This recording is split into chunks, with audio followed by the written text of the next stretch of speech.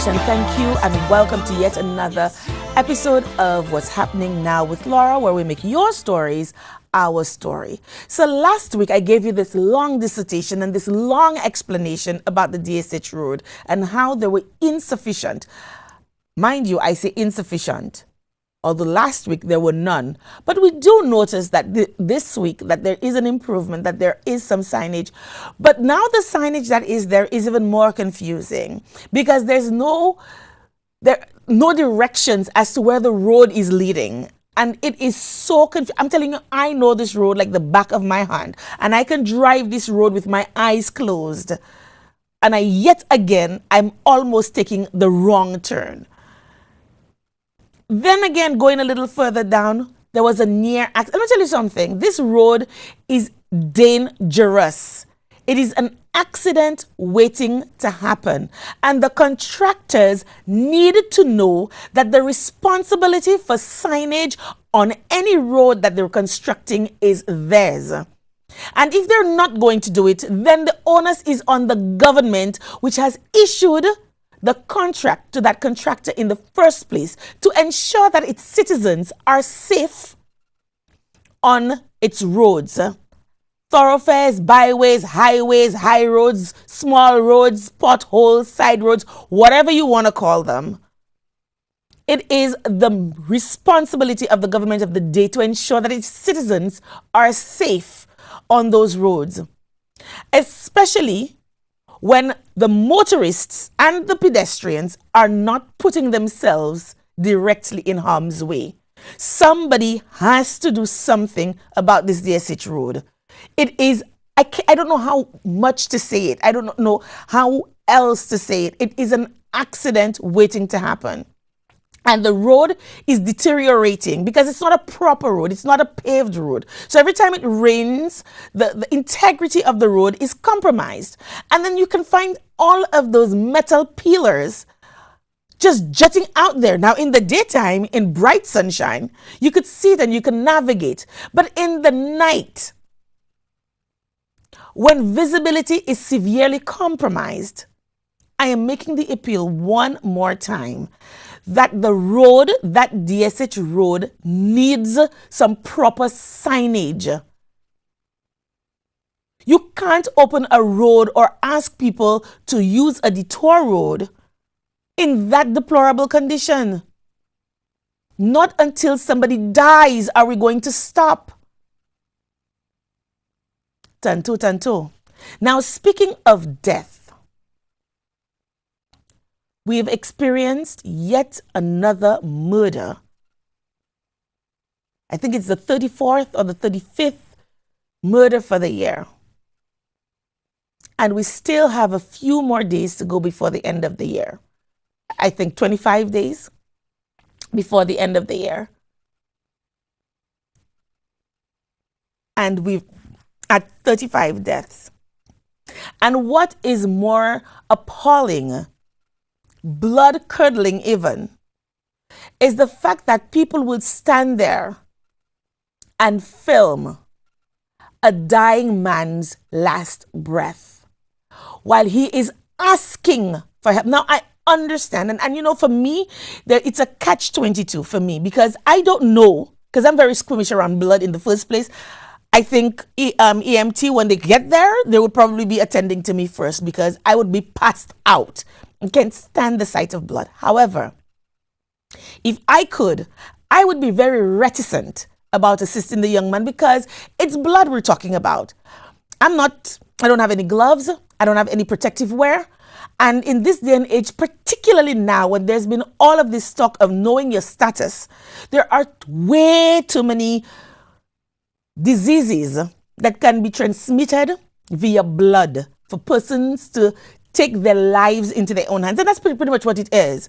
When you're trying to assist somebody and you're putting yourself in harm's way because this blood is all over the place, how do you protect yourself? How do you keep safe while administering help to someone? And we all know in these kinds of circumstances, we're asked not to touch the victim, not to administer anything, and just wait for the EMT to get there. But what is surprising is the young man is asking to call emergency. He's asking for help, and people are standing there and filming. And so here you are, a mother, a father, a sister, a brother, a child, watching the evening news and seeing your loved ones splayed out there. And you know what? Some of the news stations didn't even have the decency, the guts, the courtesy to blur the young man's face. And so there you are sitting and watching the evening news, and you're seeing your loved ones splayed out there, covered in blood. And people are standing there filming. Now, I know I always say there's always a backstory. And sometimes we need, most times, if not all times, we need to know the backstory before we can comment. There are certain things that go beyond a backstory. There are certain things that go beyond, thinking that somebody deserves what they got. It's called empathy. You wouldn't want it for yourself. You wouldn't want it for your son. You wouldn't want it for your father. You shouldn't want it for somebody else. And sometimes we've got to stop and take stock. I don't care what this young man's situation was with his perpetrator, but he did not deserve to be splayed out on television, on national television, for all of St. Lucia to see, with his guts hanging out, and people just standing there and taking photos and filming. It's disgusting. And we need to stop it. I remember a few times when danger and disaster has struck certain people, and they come out and they plead to leave their families alone. And they've pled that, this thing is just, it's a private moment, allow them. But they're the very first ones to take a photo, to take a video, and spread it like wildfire. Again, tanto. Also last week, or earlier this week, we heard of a watchman at the Entry Post Secondary School being beaten half to death. And as of yesterday, he was still in a coma and not doing very well. And my heart bleeds for those watchies, as we call them, and their families, because they go to work on a daily basis, ill prepared. They go to work to watch. Not a lot they can do, but watch. And oftentimes, too many times, they found themselves in the crosshairs of bandits. I don't know how many times I must ring that bell. And if I've said it once, I must have said it 1,000 times.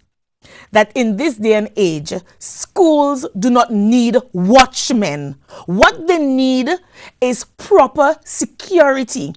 Too many times our schools have come under attack, putting our watchmen, our teachers, not to mention our students, at risk. Property of the school, we say it's property of the government, but really and truly it's property of the people, because it is our hard-earned money that we pay in taxes that fund and maintain these public schools. So when these bandits come out there and they rip and scrape and they bludgeon innocent bystanders and they grab what they can from us, in effect, and they go out and sell it to us, what do you think is happening? It's like taking your stuff, giving it to someone, and buying it back from that person. There's an old saying, si pani situes, pani vole. We can stop these bandits in their tracks, because when they steal these computers and these equipment, you think they need it for themselves? No. They're going to go out there and sell it so they can make a quick buck. And we, the situes, will buy it from them, perpetrating that vicious cycle over and over and over again. People, Si pani situes, pani vole. Stop incubating monsters in your midst. Tattoo, tattoo. We're due for a break. When we come back, my guests.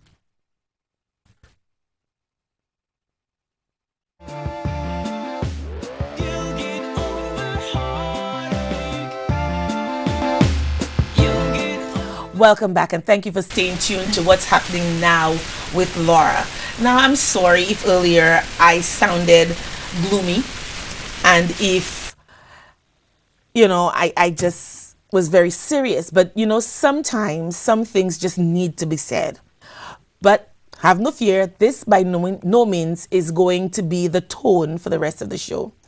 Tonight, it is from the soil and water to the palate, a healthy journey.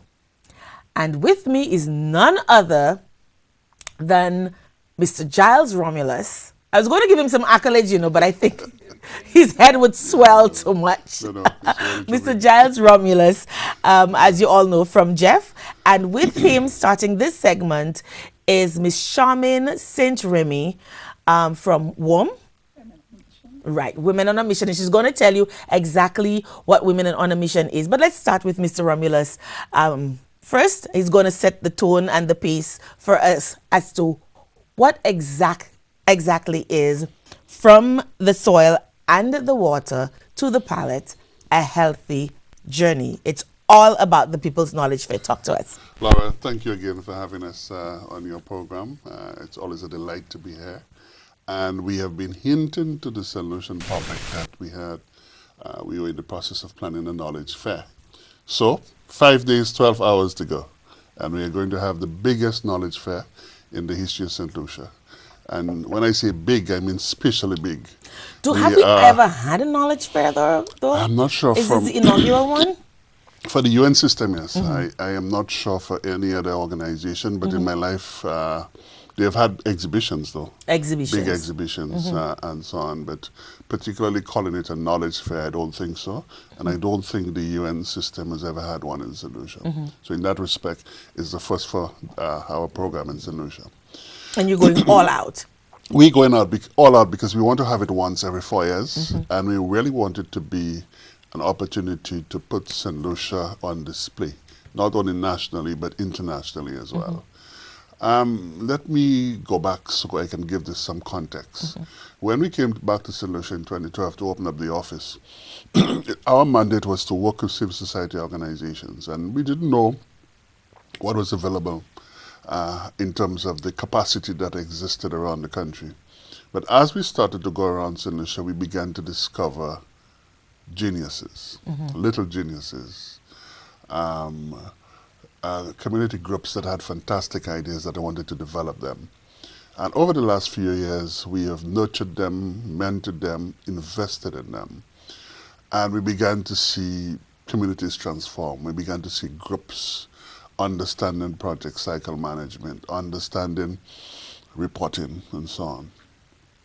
And about a year ago, we were looking at our portfolio of projects that had become just over 75 projects.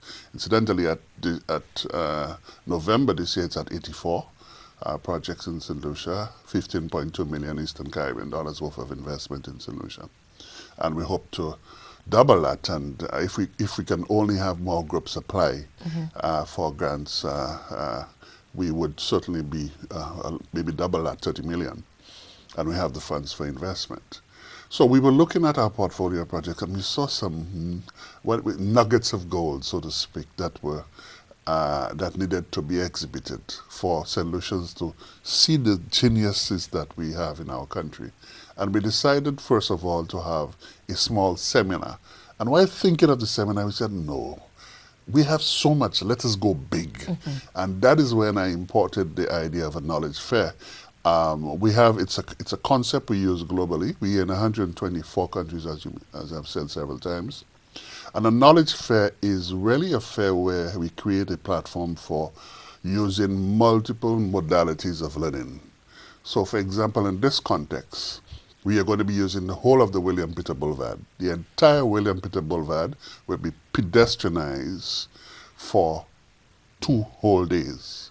We are going to have about 54 booths, and the booths will be displaying the inventions of St. Lucia, the produce, the outputs of projects.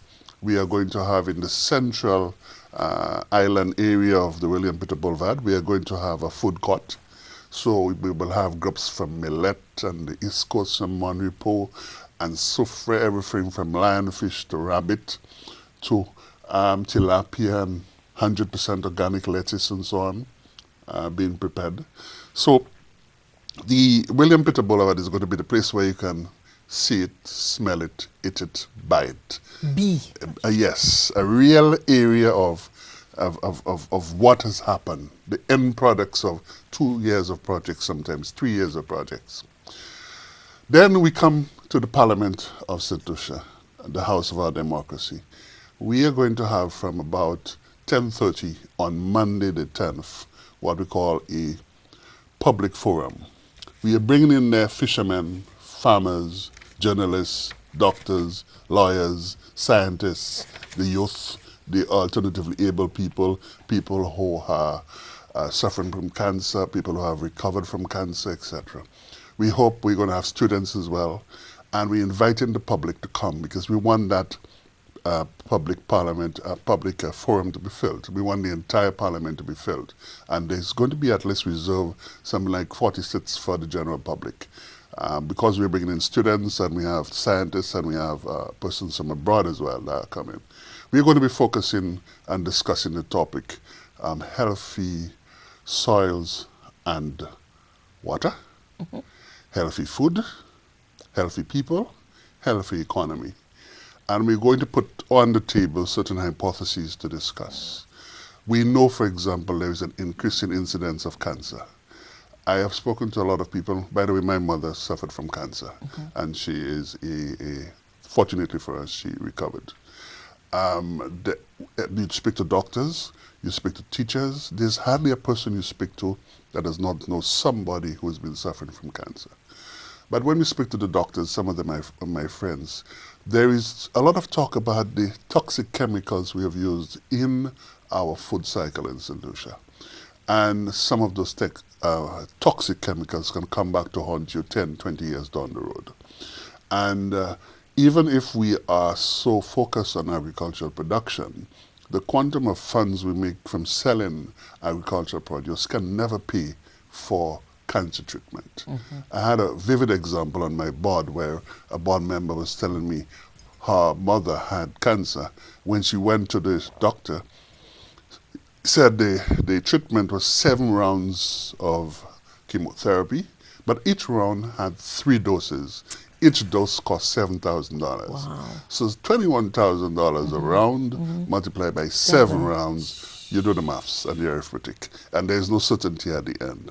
So what we are trying to do is to understand whether or not there's either causation or correlation between the kinds of chemicals we use in St. Lucia and what we are seeing in terms of the growth of cancers. And some of the doctors says not only is there an increase, but the age at which people are getting it are increasing. So we are going to go into our House of Democracy and as St. Lucians discuss this existential issue, because cancer does not only disfigure people, it does not only kill you, high morbidity rates, it also reduces your productivity in society. And if we have to quantify how that affects our economy, it's going to go into hundreds of thousands of dollars. At the end of the session in Parliament, we hope to produce the CASWIS Declaration.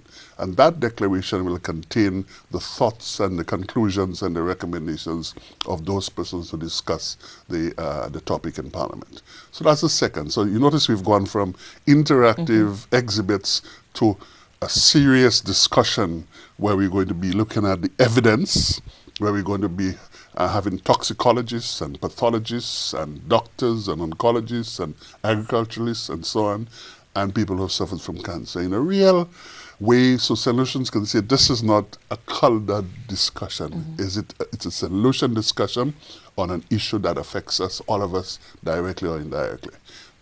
The third element of this knowledge fair will take place on the second day, where from 9 o'clock in the morning we'll begin a series of presentations by a number of well-researched persons giving us information on everything from cancer treatment to intellectual property rights. So before we go there, because we have so much, I want to leave this part to the second segment. Okay.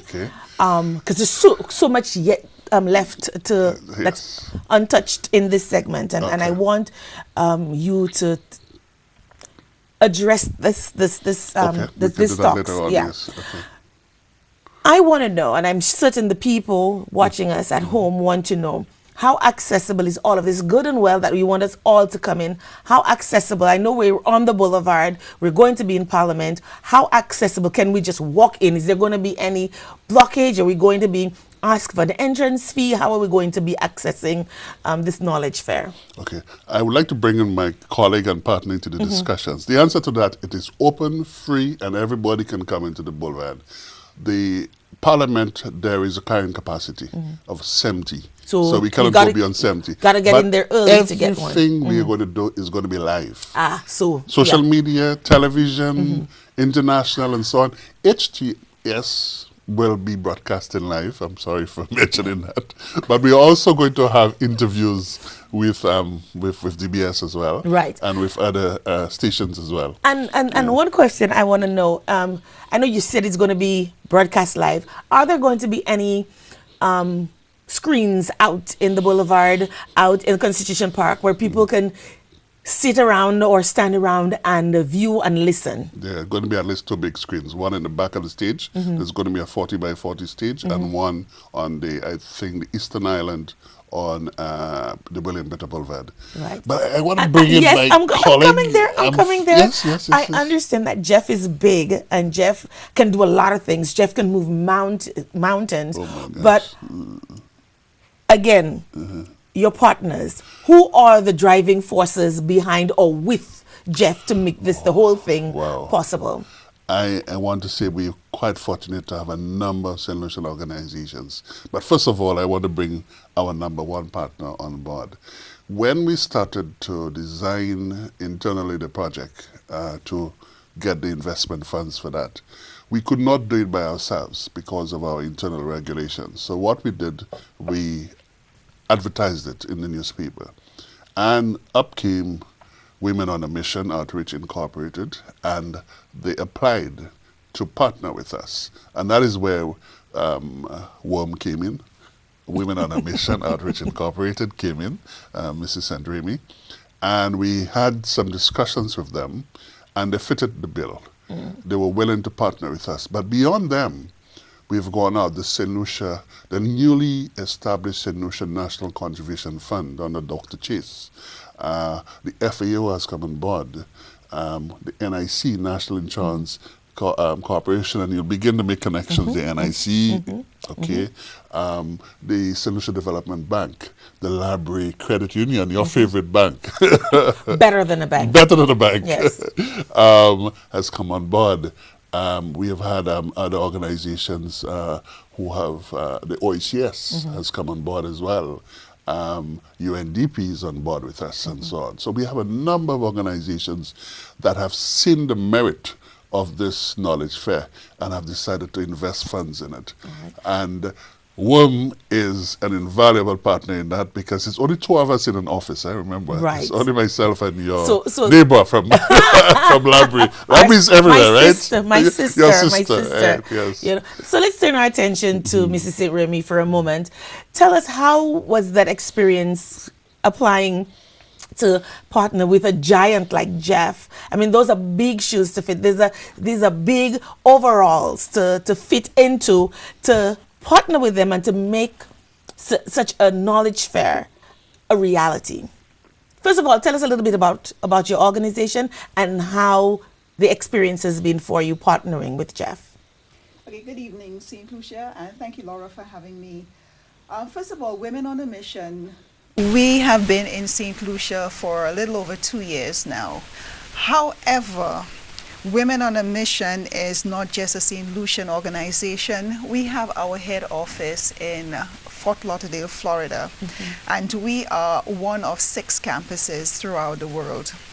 Women on a Mission, we have campuses in Trinidad, we have in Honduras, Zambia, London, Trinidad, and like I said, our head office is in Fort Lauderdale, Florida.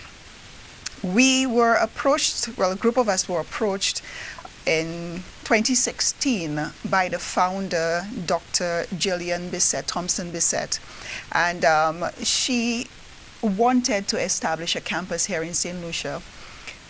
I always say to her the reason why she got so passionate about St. Lucia is because her heartstrings found itself to St. Lucia because she married a St. Lucian. So as a result, her heart was directed to St. Lucia, and so she decided to come down to St. Lucia, meet with a few of us, and establish that. We were excited about it because the mandate of Women on a Mission is one that touches the heart of women, girls, and by extension, communities.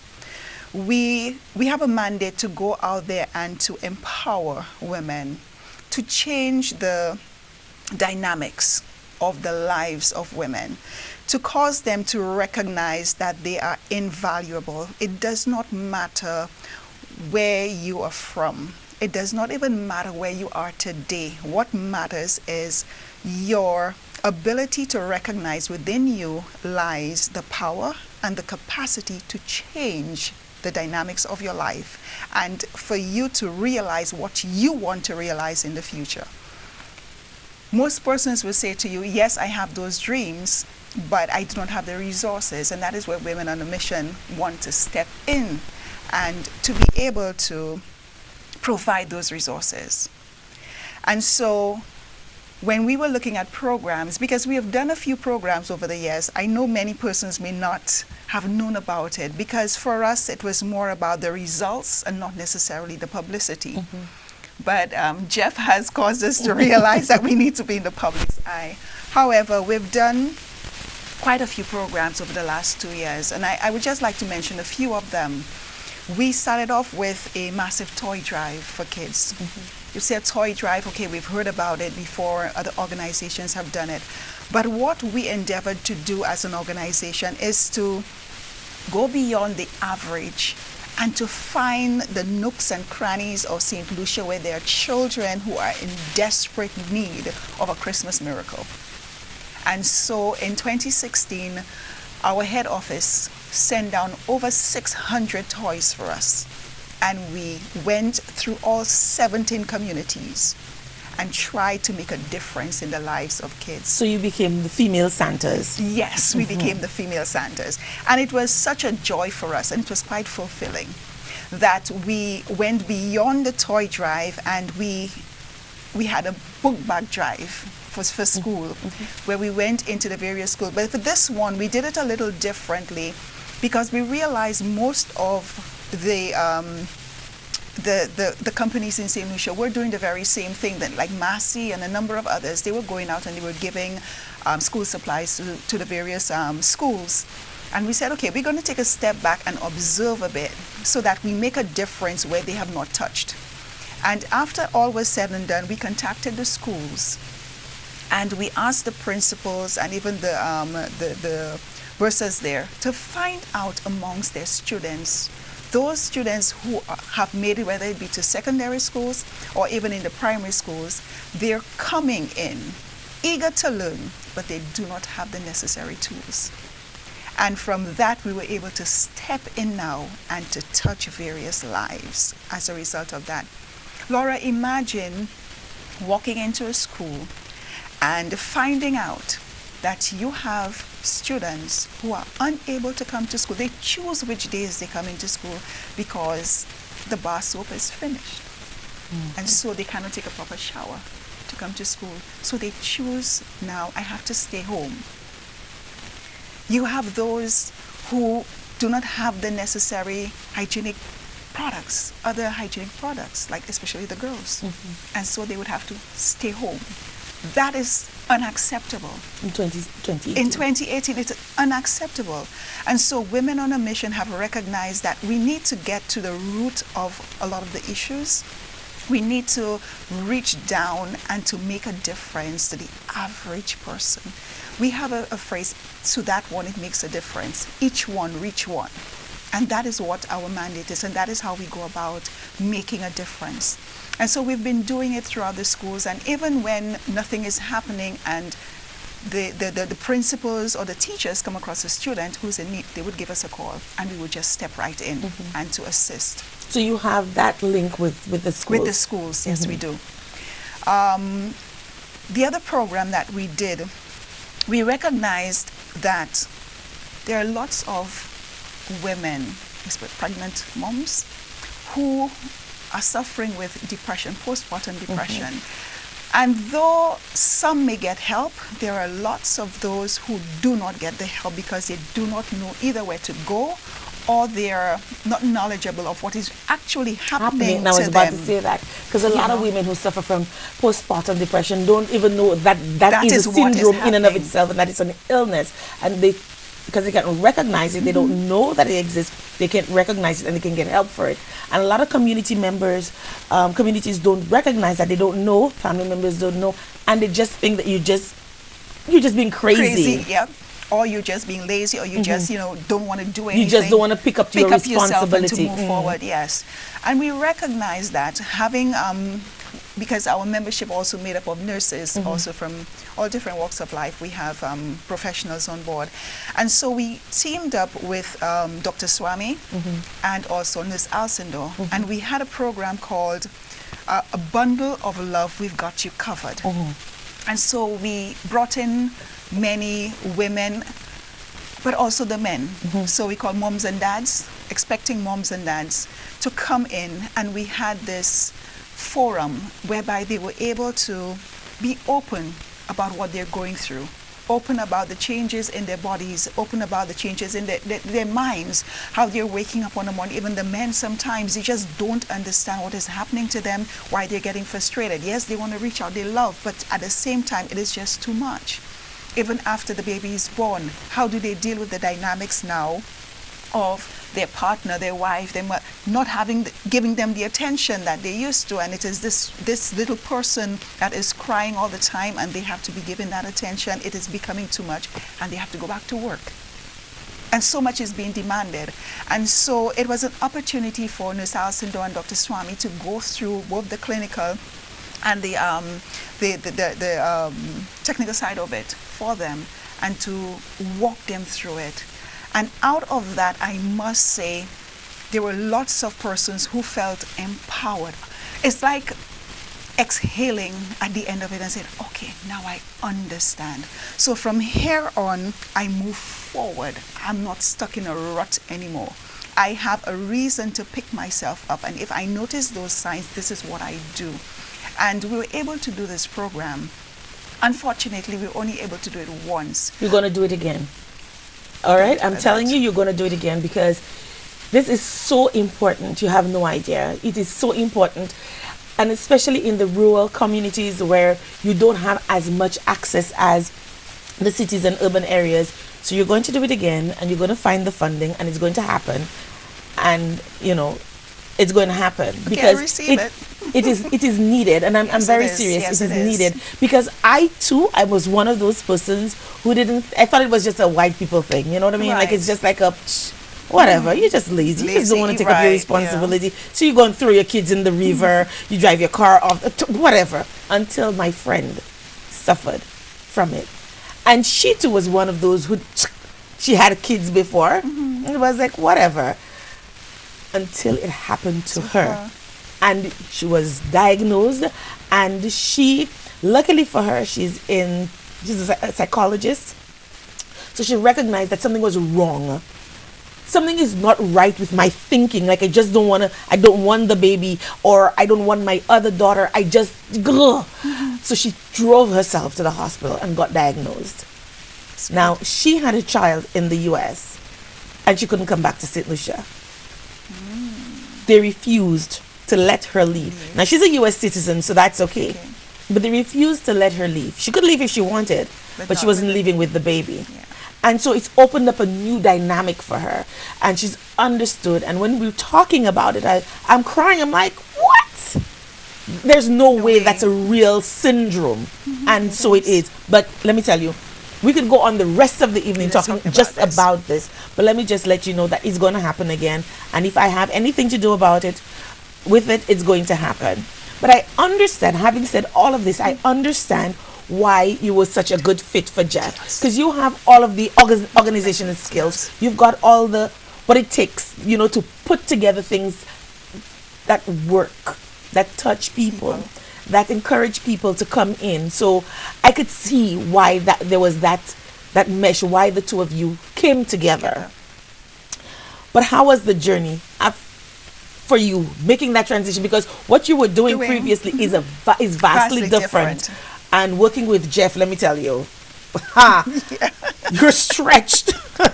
When you think you can't stretch anymore, you stretch some more. Yes. So how has that been? How has that journey been for you and your organization? The journey so far has been eye-opening and also very empowering for us as an organization, because when we came on board with Jeff and we had those discussions with Giles, for a second we were like pushing ourselves back and like saying, oh gosh, what is it that we have just entered into? This is bigger than we thought. And even at the initial stages, the knowledge fair was not meant to be this big. It was just meant to be something where we're coming in and we're just going to have this little fair in the boulevard and just, educate.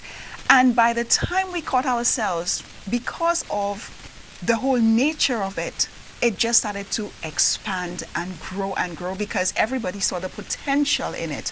And so they began to push us further and say, y'all could do more, why not do this?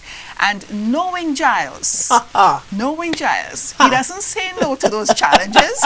And so Women on a Mission. And he does not accept no. Not at all. And when he cleaves onto you, that's it, you become his. Yes.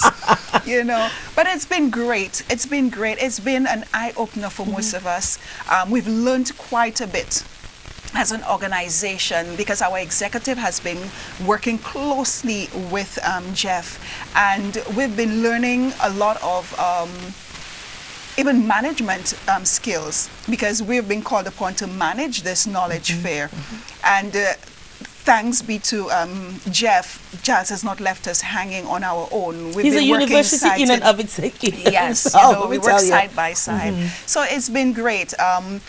There have been the capacity building element of the whole program, which allows for us to build our capacity within ourselves as an organization. So it's not just about us giving, but also in empowering us as an organization to develop ourselves, to develop our skills. To be able to give back some more. Because within our organization, we do have a lot of professional women. We have a wide variety of skill sets. However, you need to harness it in certain ways. You need to, strengthen it. And so being a part of the Knowledge Fair program has allowed us that opportunity, but more so educated us on the organic issue of our soil, our water, and our products, the food that we eat. Because, yes, I always go to the smoothie element. It was only this year that I took on this 10-day challenge, smoothie challenge.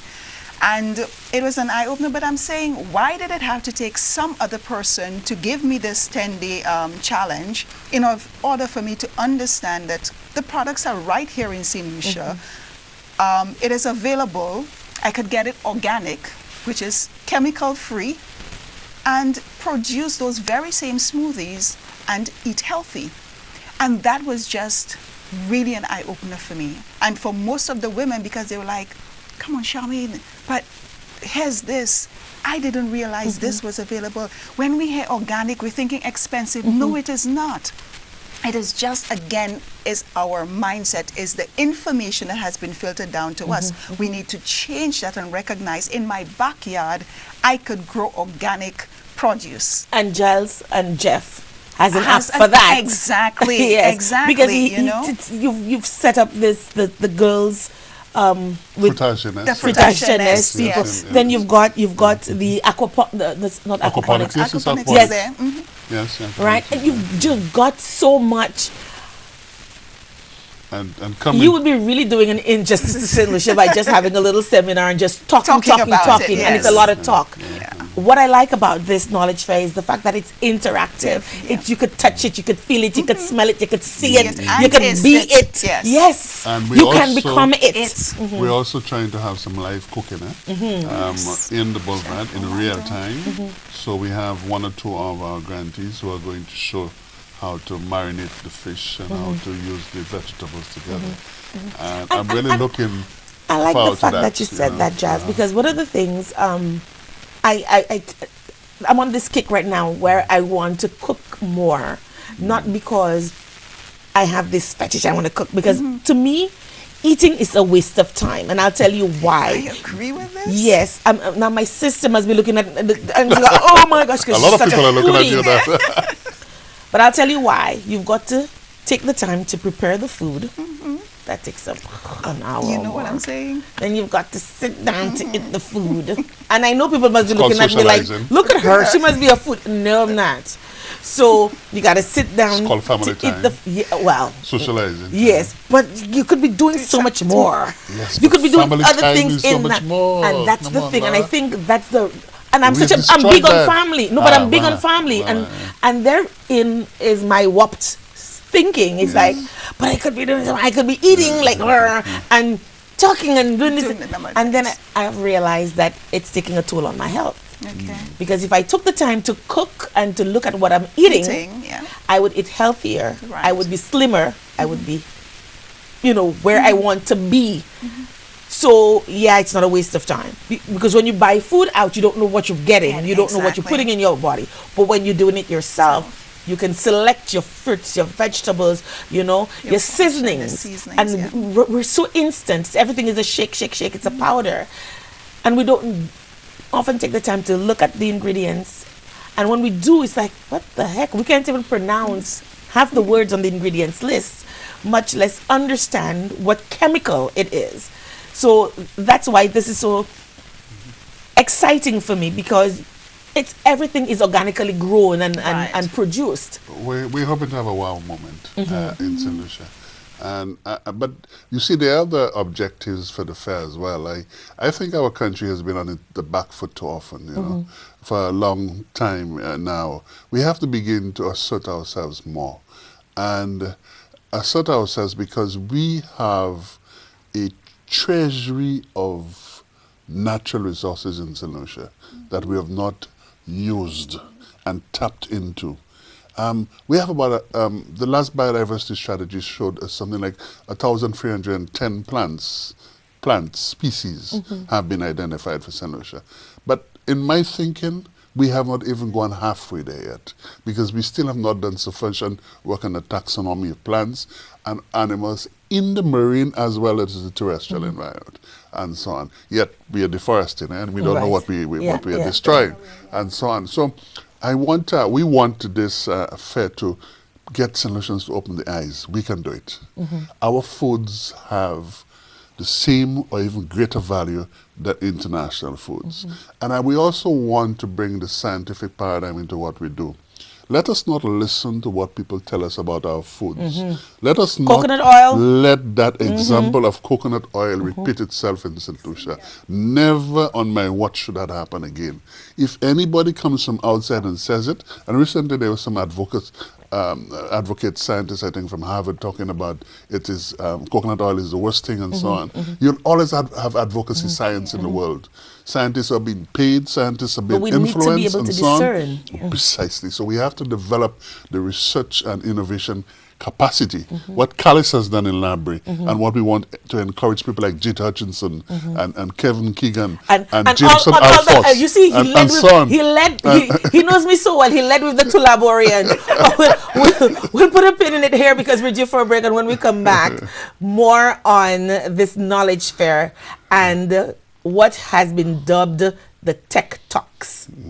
See you on the other side of the break. You get on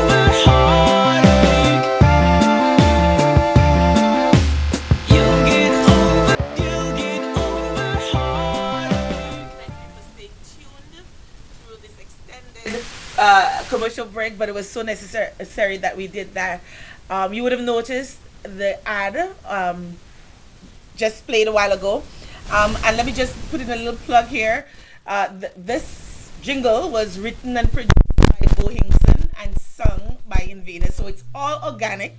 Yeah, even our music, even our jingle is organic. It's all organic. Yeah. It's all local. And wonderful, fantastic. It talks about all of the elements that the knowledge fair embodies.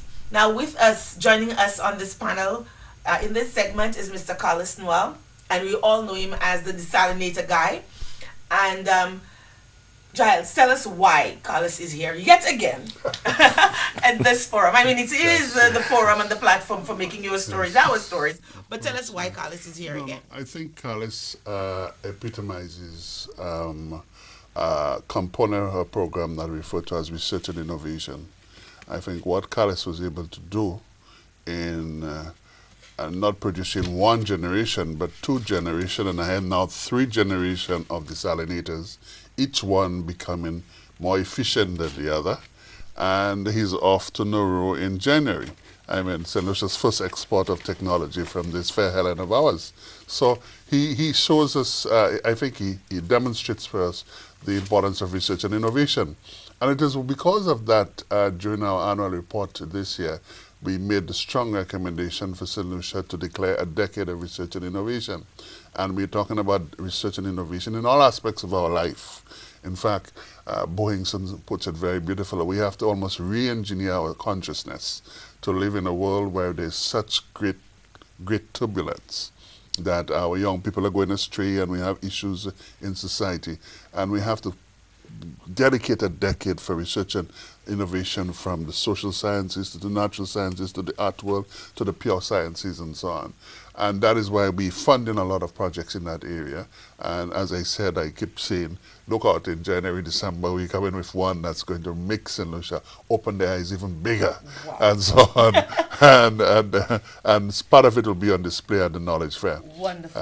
In December. Now, part of the Knowledge Fair is something you've dubbed technical talks. Yeah, tech talks, yes. Similar to TED Talks, not TED Talks, but the format of TED Talks. We've dubbed it the Tech Talks. And Carlos is going to be one of the Tech Talks. So give us a little idea as to what we can expect from the Tech Talks, what subjects that we can, and then Carlos, you'll tell us a little bit about your journey and what can be expected from your Tech Talks. Okay, thanks again, Laura. We are going to start at 9 o'clock on the 11th at the Castle City Hall, right down on Pena Street, opposite Constitution Park at 9 o'clock. We are really beautifying the auditorium there. We are going to have the appropriate technology for all our speakers to present in a really high quality environment. The first talk for the day, it starts at 9 o'clock and is by Nicole Joseph Chin. Nicole is a Trinidadian who has done a lot of work with people who have suffered from cancer.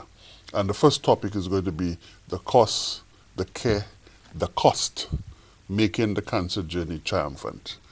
And Nicole is international, has received several international awards, and she particularly focuses on helping women through the cancer cycle, so to speak. So that's going to be from 9 to 9:30. There's all our presenters will have about 15 minutes to present, and there's going to be 15 minutes of discussion, and everything will be recorded in situ and live. Then the second one from 9:45 is focusing on caring entrepreneurship at the community level. Mr. Cook Elliott, who has won several TripAdvisor awards internationally, I think he won about 4 consecutive years, is going to bring his experience to bear on entrepreneurship that works at the community level. He's going to do that. Then we go to an interesting one, inside the mind of a scientist Mate, and that's going to be done by Carlos Noel. And we deliberately put the scientist Mate there because when Carlos was young, growing up, he was referred to as the mad scientist, the madman. Sauka fella pa potagas, also a book fu. You know, that kind of thing? Right. And we like to do our young people that. Absolutely. You know, that and kind of thing. Especially when it's outside of our times. Like Precisely. we've never been If exposed the to person- it. if the- That yeah. sounds like the Jetsons thing, Yes, you know? yes. You know, the futuristic. Kisa music adila, kisa music apale. So we deliberately put in the scientist matter there. So Carlos is going to take people for the journey he went through. Then we go on to Dr. Renald Murray, who worked at the UN with me for a while, and he's retired now. Dr. Murray is a toxicologist, and he's going to talk about chemicals that are killing us, moving towards an organic paradigm. Dr. Murray, in his doctoral dissertation, discovered bacteria that actually absorbs pesticides in the banana fields in St. Vincent, and he's going to talk a little bit about that. Then we have the St. Lucia Hotel and Tourism Association.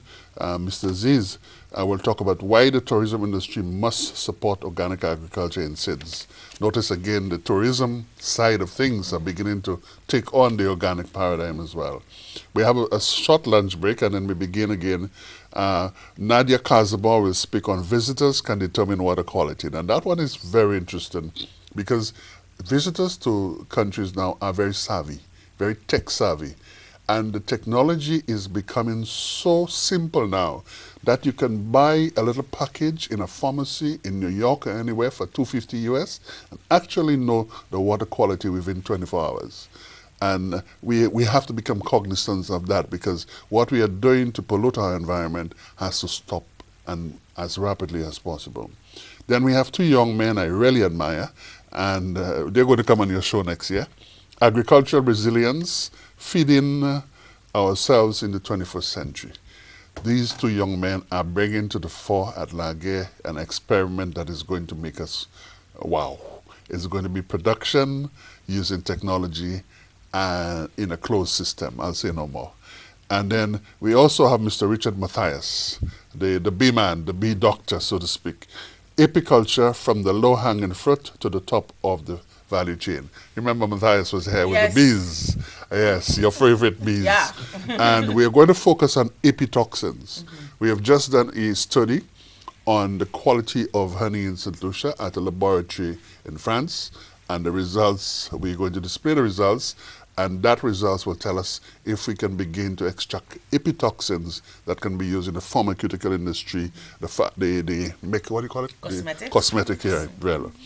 And the last one will be in the afternoon by Li Fong, Paing Li Fong from Washington, D.C. She's coming down, we're bringing her down to talk on intellectual property rights, protecting our innovations in SIDS. And we cannot allow our intellectual property to be pirated or stolen by anybody. And we are going to bring in Li Fong. She's going to do that first talk to the general public, but on the Wednesday after, she's going to run a half-day seminar on intellectual property. And we're going to begin to ask ourselves, how can we work with the Ministry of Innovation to begin, and also VALERI, Vaughan Ailey Institute for Research and Innovation, to put mechanisms in place that can protect our intellectual property rights and for our citizens to begin to gain and benefit from that. Yeah. So you have 9 fantastic talks by 9 experts over a period of a day. And it will be done in an environment that's relaxing, but the content will be rich. It will be empirically based, because we want to encourage the scientific paradigm, and you will leave there enriched, knowing a lot more about those subjects. Right. So let's just segue now to the scientist matter. Carlos, tell us how.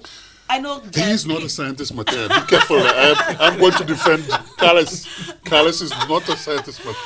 The topic is a scientist. I know Giles alluded to how you got that nickname, but tell us a little bit more about your journey and how you felt growing up and your friends calling you and telling you, oh, scientist matter. And up to now, they're telling you, you know, you're teasing you and jibing at you. Tell us about your journey. Give us an idea as to why we should come into your tech talk. Yeah, I mean, imagine going to school and, you know, telling your classmates you listen to radio waves from space. And at the time, you know, like you have to be lying or crazy. Yeah. But at least they weren't saying you were crazy. Yeah, they said I'm lying. I think that's worse. The talks will be about basically where I started growing up, my challenges, driving forces, how I made it so far. You know, talking about the whole desalinator process, challenges and driving forces also, and just letting people know that it is possible. I mean, you know, it is possible. No matter how hard it is possible. Now I know whenever you go out and you do your your PR, you always talk about how you didn't finish school and how it was difficult for you to fit into the mainstream education system, but that didn't stop you. Tell us a little bit about that and why that didn't stop you and how you were able to overcome that challenge and to get to, this your inventive state. How do you invent things? How do you think of things? How do you see things when you are presented with a challenge? Well, it's like speaking to yourself. You know, you look at the system that is not working for you, and then you try your own thing, and then eventually it works, like basic experimentation. So I looked around, I read books, and I started teaching myself, and I realized, okay, I'm actually understanding what I'm reading, but I could not really understand what was being taught at school.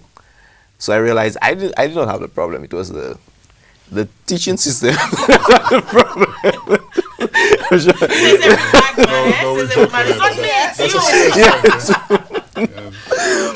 Yeah, so it worked. I kept on doing it. I used to take my manuals and my textbooks, my electronic textbooks to school. While the teachers were talking, I had it underneath the desk, doing my own thing. My school bag was actually, I would say, 98% electronic books and science books, not my actual school books. Yeah. So that's how I made it. And I never let the negativity pull me down. I actually used it as fuel. I will show you. I will show you all. I will prove. Yeah. The more I got pulled down, okay, it's more fuel to prove that I know what I'm doing. And Giles can testify to that. And Giles can testify to that. And now, one of the things that you said yesterday, in another interview, that has been really making waves, so to speak, is the fact that you said something. You see things in 3D. Oh yeah. So when I come up with an idea, say the desalinator, for instance, I see it working in my head before I actually do it. The desalinator, the prototype, I never had a plan for the physical thing. I built it whilst I built it. It just came out of my head. The plan was in my head, but somewhere along the line I had to present it on paper. That is when it actually materialized on paper, but the whole process was just in my head. And I'm certain some of the people that you interacted with had a lot of angst, asking you, where's the plan? Yeah, and I kept on saying, it's in my head. And that became kind of irritating to them, but that's why it had to stay for a while, because I would just confuse myself if I put it on paper. So that's your process. Yes. So I think what we can take away from that is that the process is not a standard one size fit all. It's not a cookie cutter process. It's what works for you, and you have to understand how you work and understand yourself and not be pressured into doing things somebody else's way, and to do what comes naturally to you, and then it flows, and then you can even complex things like stress analysis on mechanical stuff. I do it in my head, and it's even sometimes faster than and I've seen that at work, huh? Yeah. I do it faster than the actual software sometimes. So. Awesome. So we'll open the lines now. The number to call is 451-9788, or you can send us your WhatsApp messages at 284-6536. You can also email us at laurajapia@gmail.com. Again, the number to call is 451-9788. WhatsApp messages on 284-6536 and emails at laurajapia@gmail.com. You can call us with your questions on anything pertaining to the Knowledge Fair. Or anything we spoke about this evening. Giles, again, tell us what days are is the knowledge fair going to be spanning over? Well, Monday coming, we start with an opening ceremony at 8:30. His Excellency is going to be there. We also have the head of the UNDP in the Caribbean coming down to be with us. And we have our invited scientists coming on as well. So by 9:30 we should be out of there. The first day is 8:30 to 6:30. And we are going to have music, of course, indigenous music. A lot of bagage music, some gospel. We are going to have Bohingson and Friends closing off on the second day from 4:30 to 8:30. And the music is going to be authentic solution. Thanks for plugging in. Because by the end of the program, I'm going to have to define what organic development means. Yes. Okay? Yes. So it's going to be that, and perhaps we talk about the students. Yes, there'll be a segment, Laura, for students, because we're trying very much to get the students involved. And on both of the days, we're inviting students from around St. Lucia. They will be coming in, they will be walking through the boulevard, looking at the various booths, trying to understand what is happening, the various processes. And towards the end of that tour, there will be a segment for them where they will be asked questions. We have And a they will caller. win prizes. Right. We have our first caller online. Thank you for calling. You're on the air. Hello, good evening. Hi, good evening. Yes, can you turn down the volume of your television? It is very much turned down to zero. Okay, fine. I Thank you don't know, very you much. must be getting feedback from something else. Okay, It's turned down. thank you. Okay. Mr. Romulus, good night Good to night, you ma'am. and the guest. Good Night. This is Sabina, Mr. Romulus. I promised I would call, and I would like to say that I am very much looking forward to working with Jeff on behalf of my cooperative. And you have me up all night long for the last couple of days since I Oh my spoke gosh. to you. Oh my God. That sounds Welcome like a to- song though. All night Welcome to long. the club. And Club. I must tell St. Lucians that there is a lot that Jeff can offer you, and we must take advantage of it in a good way. Take advantage of it in a good way for the betterment of our environment and our country and the economy here in St. Lucia. With all the changes that are happening with the weather, the global warming, etc., we need to do something better for our country, and it starts with each and every one of us individually. I hope the farmers are listening so that they themselves can look at new technology, look at new ways of doing things when it comes to farming, and Jeff is there to help you. I was very, very, very pleased with the encouragement I got from Mr. Romulus.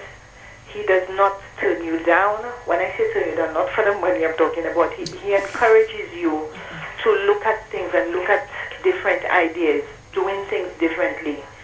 And this is what we need to do to get something going as far as protecting our environment and looking at sustainable projects for livelihoods and for feeding our country. Once again, I'd like to say welcome and thank you to Jeff for being here for us in St. Lucia. Thank you very much. Thank you so much for calling and for sharing. And Judge, you're going to effect on everybody, man. There are lots of people in St. Lucia losing sleep. All night long. Yes, and we have day jobs. So, on the Wednesday, we have to ask for a day off. And when the boss asks why, we'll say, see Giles. I'll write an excuse for you. Yes, please. But I want to go back on the students' impact. The students are going to be asked questions about the knowledge fair, and they'll receive a prize. And there are some interesting questions in there Nice. that is going to cause them to pretend you're with the Prime Minister. Oh, You're nice. convincing the Prime Minister Nice. of something, and then, and so on. So, and again, the important thing, all of that is going live. Live to the rest of the world, live to the diaspora, and so on. And that is so important to really showcase our people in real life, in what they're doing, and that's part of the empowering process as well, for people to see the genius of our people, and so on. We have a WhatsApp call, and this one goes straight to Charmaine. This one is Charmaine. from your big sister. I don't think I need to say whom. Good night, Laura. Please say hello to my sister Charmaine and to let you know how proud I am listening to her. Well done. And to the great giant Giles. Great program. Giles, every time you come on, it's like everybody. You've been here how many times now? And people are still amazed at the wealth of knowledge that resides in your head, you know, and how you bring it across. So, guys, congratulations. Thank you for that. And I've been getting messages throughout the show on people saying, I will be there. I have to see what's going on. Yes, Absolutely. yes. So you're generating Please. interest. But I also want to go back to the Castries Declaration. Yes. Listen to this. Once we have approved by acclamation in the Parliament's chamber the Castries Declaration, we want 10,000 signatures on that declaration in 24 hours. So just so don't St. come there, Lucians but you've got to rally sign for that. Sign up, yeah. Our St. Lucians in New York, in Toronto, in Oh, so it's London. not just Oh no, St. Lucians is going to be online from about 6 p.m. or thereabout on Monday evening. And we want to present a Castries Declaration that is really solid on ideas and recommendations for our governments and our bilateral and multilateral agencies to bite into and to help us in our development. Wonderful. We have a question on the Knowledge Fair. This is from, I can't pronounce that name. I'm so sorry. What a great initiative. I'm not sure if I missed it, but I wanted to know about the Sustainable Development Goals and how they are being incorporated into the fair. Oh, fantastic question. Now she tells me, okay, the easier name is Ariel. I wanted to say I couldn't pronounce the name. Well, So thanks, Ariel, for your we question. I work within the UN system and UNDP, the champions of the SDGs. Guess what? We are going to the entry of the fair from the Library Street will be an SDG arch. So the 17 SDGs will be on a 20 feet by 20 feet float, and every tent will have the SDG that connects with their project. So when you go to a tent, up in the ceiling, you'll see a card that says SDG 1, which is about poverty, SDG 15 or whatever, SDG 14, This is so and it tells you interactive. very, very much. And UNDP is flying, it should have left Barbados yesterday, an entire interactive exhibit on the SDGs. So if you don't know about the SDGs, you can walk into the UNDP booth, and by the time you exit, you would be totally informed about the 17 SDGs. So we're doing it at different levels in each booth, Nice. and with the focus on the UNDP. So thanks for that question. I had forgotten that. And thanks for giving the easier name, because I would have butchered your first name. Now, Giles, one of the things that you said earlier that really struck me, you said about Dr. Chase and the various aspects of grant funding and that kind Right. of thing.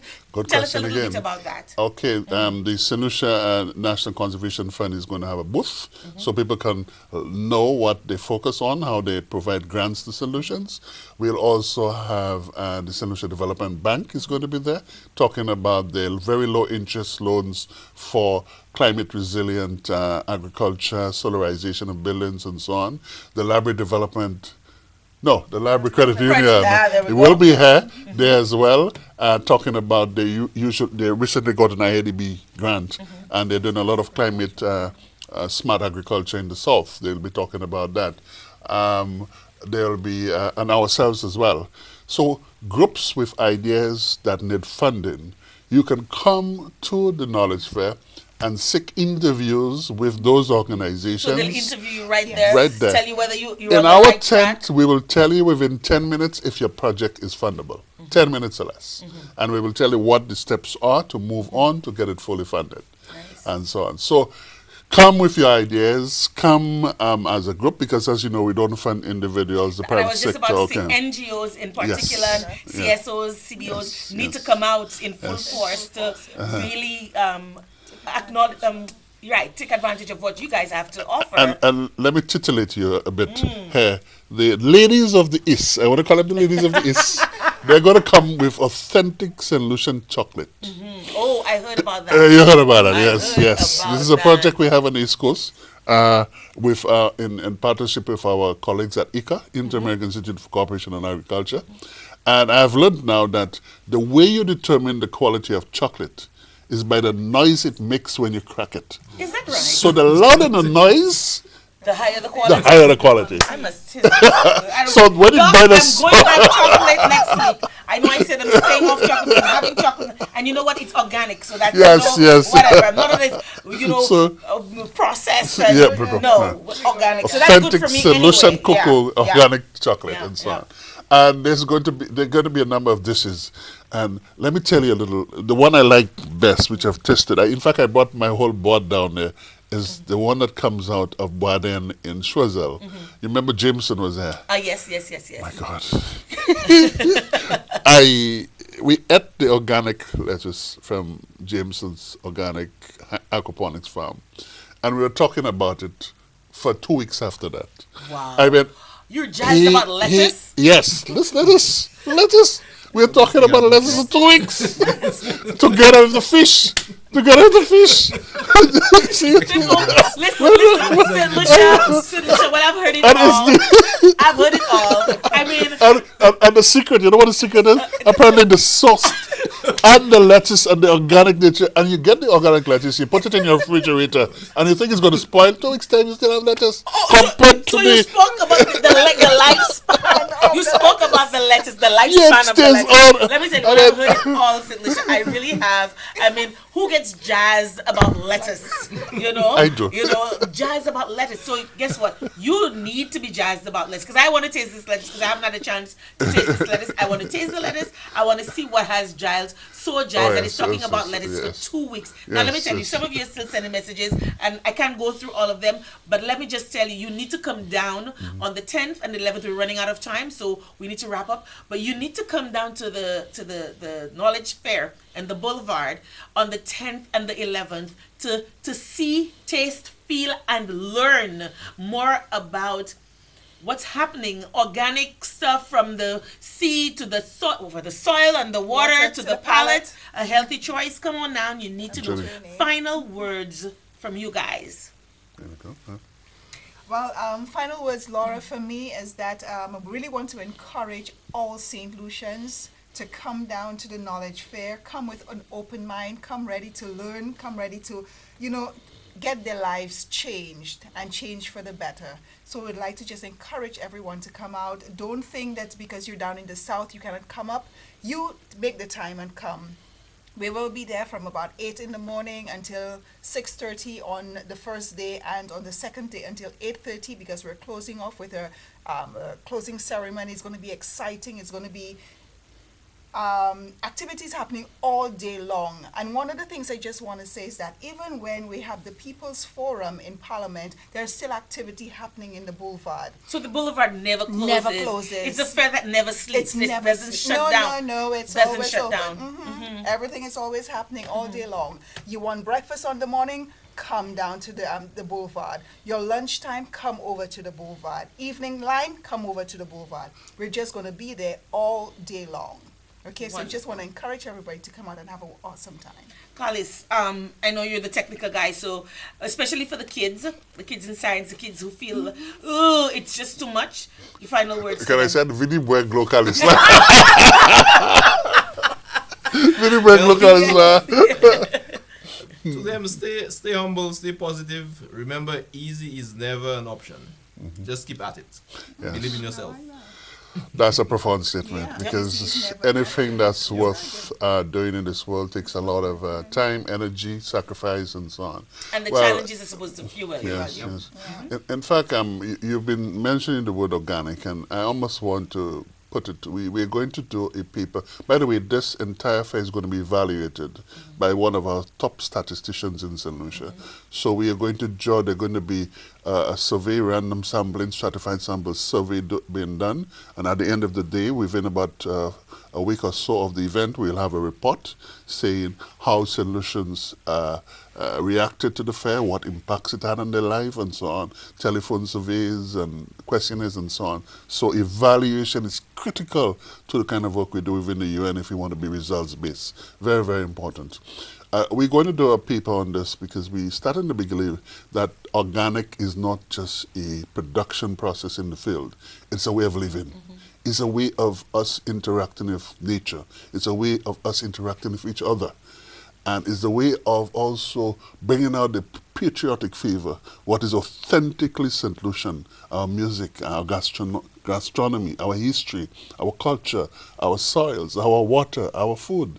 All of those things are part of what it's meant to be organically a St. Lucian. And so we are thinking of doing a academic piece in that, a scientific piece in that, and so St. Lucians can look forward to that kind of thing in the new year. And we'll continue to do that work. But St. Lucians, come on Monday, come on Tuesday, and please sign this Castries Declaration.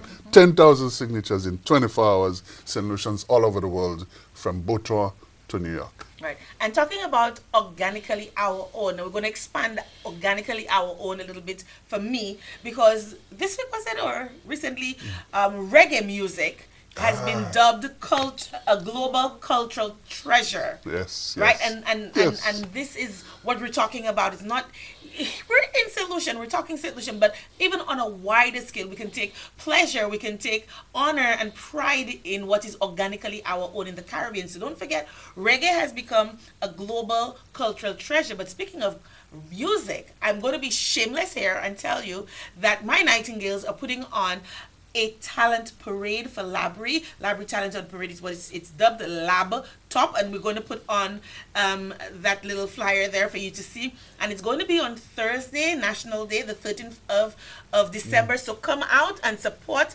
the girls. It's only $15 for adults and $10 for children. Come in and support them, because what they do when they raise those funds, it's not going in their pockets so they can have a good time. They give back to the community every time. So please come out, and it's going to be a musical experience. It is showtime at the Lab on the 13th of December. Come down, come one, come all. Bring a friend, bring a child, bring your mom, bring your dog, even if you don't have a child, or your cat. Come down. The parish hall behind the church is the place to be on the 13th of December. We start at 4, and it's going to be smashing because we're going to be having a jam session at the end. So it's a musical experience. It's going to be fun. It's a wonderful way to enjoy your holiday. And on that note, I say adieu until next week. Bye-bye.